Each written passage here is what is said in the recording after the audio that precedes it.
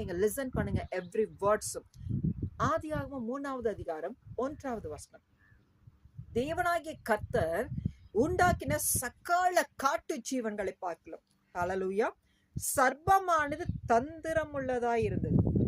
இன்னைக்கும் நிறைய தந்திரமான மனுஷங்களை பார்க்கிறோம் தானே. அவங்களுடைய வாயின் வார்த்தைகள் இதோ நமக்கு சாதாரணமா இருக்கிறது போலதான் அவங்களுடைய வார்த்தைகளை தந்திரத்தை வச்சு ஒரு கன்னிங்னஸோட இழுத்துறாங்க தானே, பிரச்சனைகளுக்குள்ள தள்ளி விட்டுறாங்க தானே. லிசன். அந்த சர்ப்பம் அந்த ஏவாளை பார்த்து பேசுகிறது, அது ஸ்திரீயை நோக்கி நீங்கள் தோட்டத்தில் உள்ள சகால விருட்சத்தின் கனியையும் புசிக்க வேண்டாம் என்று தேவன் சொன்னது உண்டோ என்றது. 2வது வசனத்தை, ஸ்திரீ சர்ப்பத்தை பார்த்து நாங்கள் தோட்டத்தில் உள்ள விருட்சங்களின் கனிகளை புசிக்கலாம். 3வது வசனம், ஆனாலும் தோட்டத்தின் நடுவில் இருக்கிற விருட்சத்தின் கனியை